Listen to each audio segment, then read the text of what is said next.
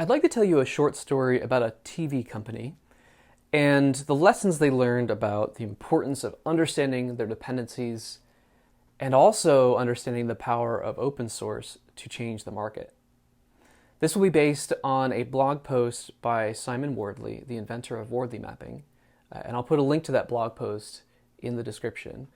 And it's also going to use some of the maps from that post to kind of illustrate the story. And I'm probably going to get some details wrong, but I think you'll get some interesting insights from hearing how this story played out. So once upon a time, there was a television company, and this television company, like most television companies, had customers. And these customers, they had a need for leisure time, so they depended on leisure time. And the two ways that this television company enabled this leisure time need to be met is they, one, aggregated content from across the world, from studios out there in the wild world who had made a lot of content available, content that they could acquire by licensing it. And the other way they did this was by creating branded shows. So leisure time came from aggregated content that they licensed, some of which included these branded shows that they made on their own. And so that was basically the math of the situation. The two ways to get content was to make it or acquire it. And this became kind of an interesting problem for the company because they started catching some flack for not having enough material, enough content on their shows. The collection wasn't good enough. People were complaining about never having anything interesting to watch. And so they were like, how can we fix that? How can we improve that situation so we have more interesting, diverse content to watch, and so people will be more likely to get their needs met of leisure time? So in order to understand this problem, they said, well, how do we get this material, right?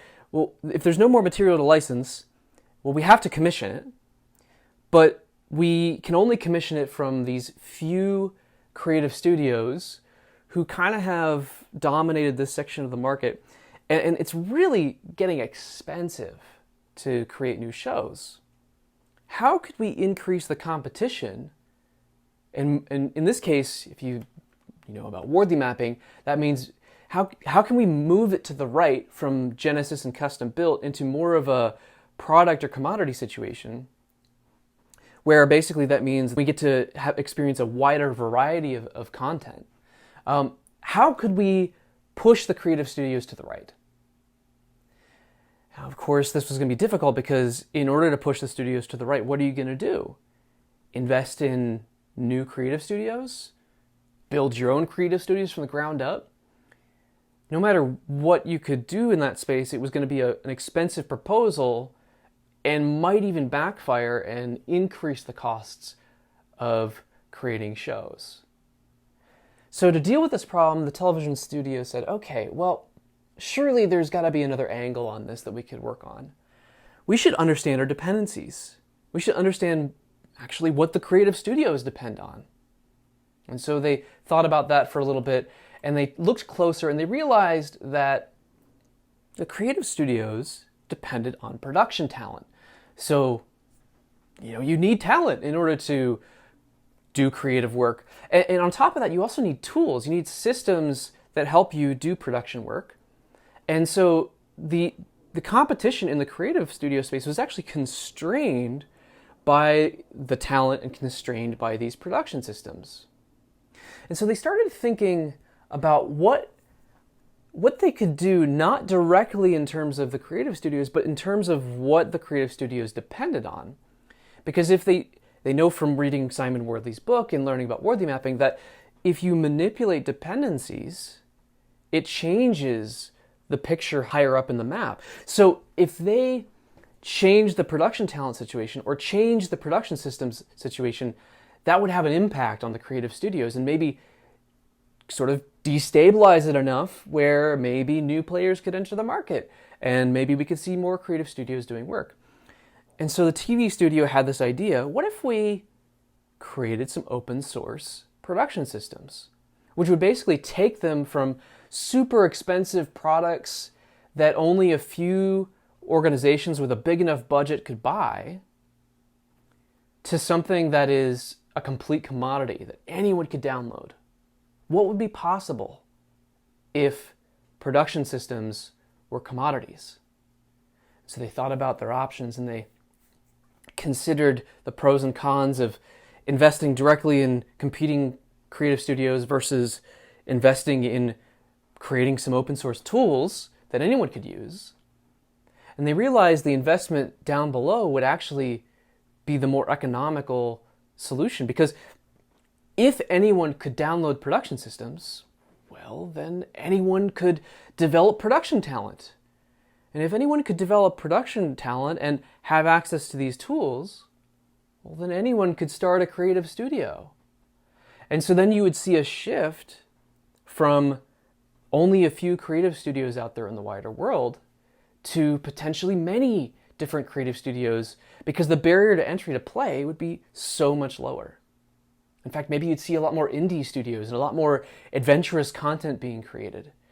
And naturally, that would lower the cost of commissioning new content to be created, because you could go pay the indie studios to make content for you, and then you'd have more content on your platform, more options for customers to choose from, and you'd also get the cachet of having it be under your brand. And so that's what the television company did. They invested in those production systems.